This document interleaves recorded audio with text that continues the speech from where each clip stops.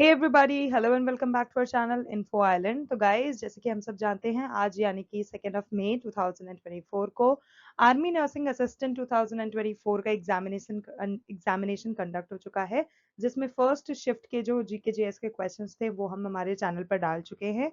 और उसी तरह से सेम हम सेकंड शिफ्ट में पूछे गए जीके जीएस के क्वेश्चंस का एग्जाम एनालिसिस आपके लिए लेकर आए गए हैं। अगर आपको पसंद है तो प्लीज हमारे चैनल को लाइक जरूर करिए, सब्सक्राइब जरूर करिए और कमेंट में जरूर हमें बताइए कि किस तरह के वीडियोस आप चाहते हैं हम आपके लिए लेकर आए। तो चलिए गाइस, बिना किसी देरी की वीडियो को शुरू करते हैं और देखते हैं कि किस तरह के क्वेश्चंस पूछे गए थे आज यानी कि 2 मई 2024 के सेकंड शिफ्ट के आर्मी नर्सिंग असिस्टेंट के पेपर में। सो गाइस, फर्स्ट क्वेश्चन जो था वो था 86 संविधान संशोधन के अंतर्गत कौन सा मौलिक कर्तव्य जोड़ा गया है। तो गाइस, ये जो 86 संविधान संशोधन है, ये 11वां जो मौलिक कर्तव्य है उसमें जोड़ा गया है। और इसके अंतर्गत ये आता है कि जो भी 6 से 14 साल तक की आयु के बीच के बच्चे होते हैं उनको अपने शिक्षा के अवसर उपलब्ध कराए जाने चाहिए। तो गाइस, ये चीज जोड़ी गई है इस पर्टिकुलर मौलिक कर्तव्य में। अब हम बात कर लेते हैं 11वां मौलिक कर्तव्य। तो जो 11वां मौलिक कर्तव्य है वो 86 संविधान संशोधन 2002 यानी कि 86 कॉन्स्टिट्यूशनल अमेंडमेंट 2002 में जोड़ा गया था। और इस मौलिक कर्तव्य में, जैसे कि अभी मैंने आपको बताया, 6 से 14 वर्ष के बच्चों को शिक्षा के अवसर प्रदान करना, माता पिता या अभिभावक के रूप में यह सुनिश्चित करना कि उनके बच्चे को ऐसा अवसर प्रदान किया जाए जिससे कि वो बेटर एजुकेशन प्राप्त कर सकें। तो गाइज, ये चीज इंश्योर करता है ये 11वां मौलिक कर्तव्य। न्यूटन का तीसरा नियम किस नाम से जाना जाता है। तो गाइस, क्रिया प्रतिक्रिया, मतलब for every action there is a reaction, ये न्यूटन का थर्ड नियम इस नाम से भी जाना जाता है। नेक्स्ट क्वेश्चन, न्यूटन का पहला नियम किस नाम से जाना जाता है। तो गाइस, जड़त्व का नियम इज द करेक्ट आंसर। मछली के समान सरीसृप कौन सा है। तो इच्थियोसौर जो है वो जीव, वो मछली के समान सरीसृप है। ओके गाइस, क्योंकि अब हम न्यूटन के नियम डिस्कस करने वाले हैं, तो मैं पहले ही बता देती हूँ आपको, 3 तरह के नियम होते हैं। न्यूटन लॉ ऑफ मोशन भी कहा जाता है।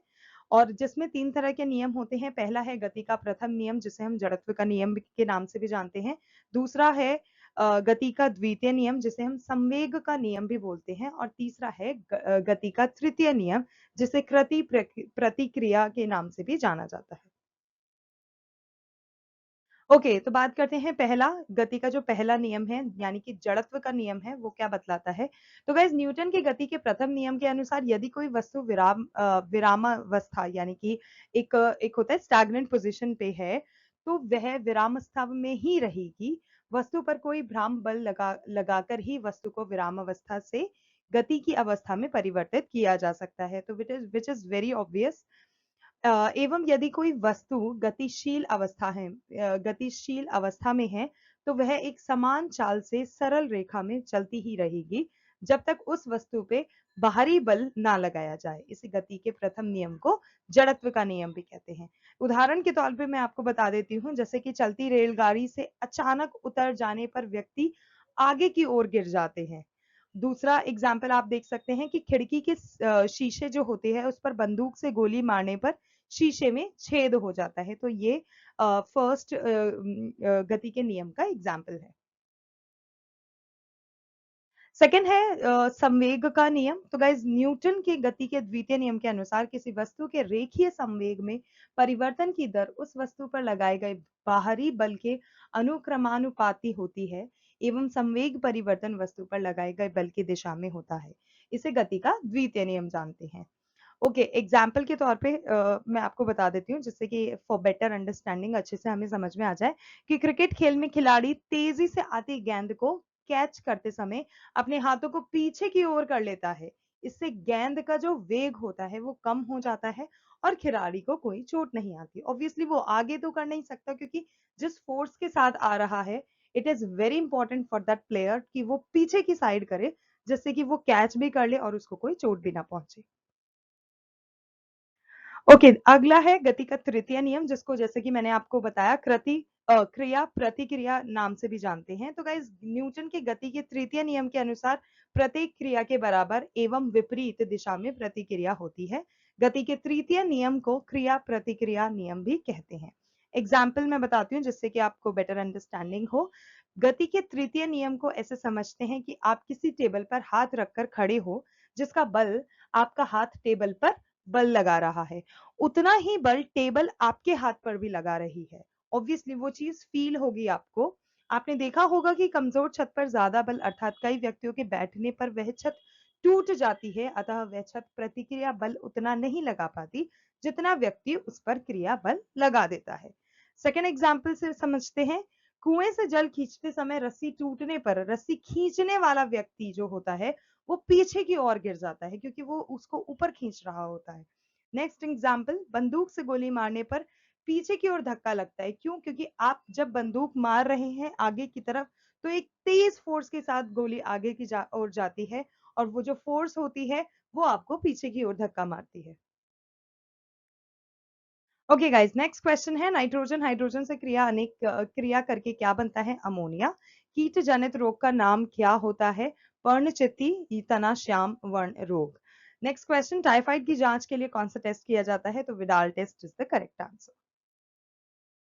डिस्कवरी ऑफ इंडिया किताब के लेखक कौन है? पंडित जवाहरलाल नेहरू। 2023 में साहित्य के क्षेत्र में नोबेल पुरस्कार किसको मिला? सर जॉन फॉसे को। किसका परमाणु क्रमांक और परमाणु द्रव्यमान समान होता है? एच। सो गाइस, क्योंकि अभी हम पुस्तकों की बात कर रहे थे तो अब हम कुछ ऐसी इंपॉर्टेंट बुक्स के बारे में आपको बताने जा रहे हैं जिनके बारे में अक्सर किसी भी आप कॉम्पिटिटिव एग्जाम को देख लो उसमें उससे रिलेटेड क्वेश्चन पूछे ही जाते हैं। तो गाइस, सत्य के साथ मेरे प्रयोग, हिंद स्वराज, स्वास्थ्य की कुंजी, ये कुछ पुस्तकों के नाम हैं जो कि लिखी गई हैं महात्मा गांधी द्वारा। अगला, डिस्कवरी ऑफ इंडिया, जो कि इस शिफ्ट में पूछा ही गया था, जो कि जवाहरलाल नेहरू ने लिखा है। और जवाहरलाल नेहरू जी की ही एक और बुक है, glimpses of world history.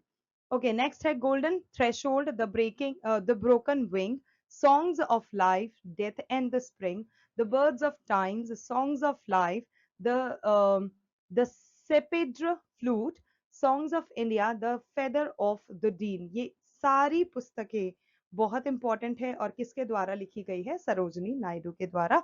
Please अच्छे से याद कर लीजिएगा बिकॉज यू नेवर नो कि किस क्वेश्चन के फॉर्म में ये पूछ लिया जाए।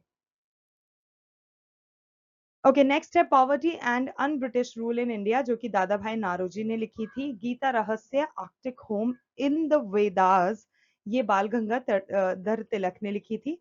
1857 का भारतीय स्वतंत्रता संग्राम, जो कि वैसे भी काफी इंपॉर्टेंट है, हर एक पेपर में पूछा जाता है, मतलब आप कोई सा भी पेपर देख लो उसमें 1857 का ये जो हमारा संग्राम हुआ था उससे रिलेटेड क्वेश्चन तो आ ही जाता है। तो इस पर किताब भी लिख दी थी वीडी सावरकर जी ने।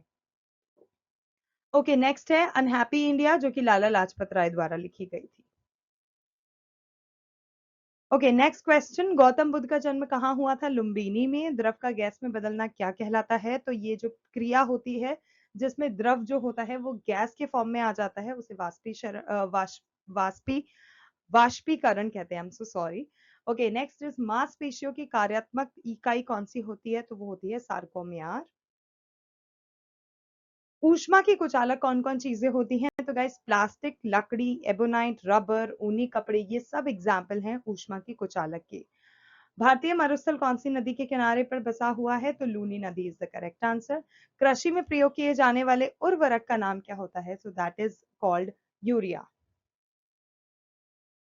भारत की जीडीपी में कृषि का योगदान कुल कितना प्रतिशत है? दो द फार्मिंग इज दी, अगर आप देखें ना कि टोटल जो पॉपुलेशन है हमारी इंडिया में जिसमें 70-80% फार्मर्स है, बट स्टिल अनफॉर्चुनेटली जो जीडीपी में कंट्रीब्यूशन है वो अभी सिर्फ 15% ही है, जो कि ऑब्वियसली पहले से काफी ज्यादा बड़ा है।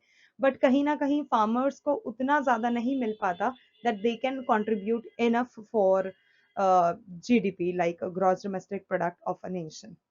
ओके, नेक्स्ट इज 2011 की जनगणना के अनुसार भारत की साक्षरता दर क्या रही है? So guys 74.04%।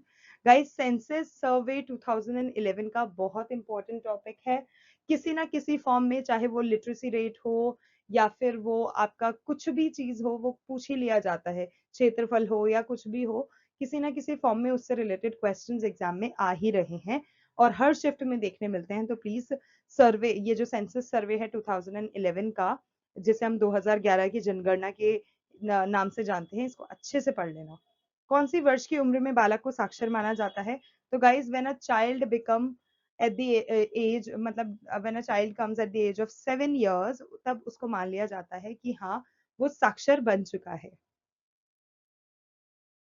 शिकागो धर्म सम्मेलन कब हुआ था? तो 1893। लोहड़ी त्योहार में किसकी पूजा की जाती है? सूर्य देवता की। खुला रक्त परिसंचरण किसमें पाया जाता है? आर्थ्रोपोडा और मोलस्का संघ में।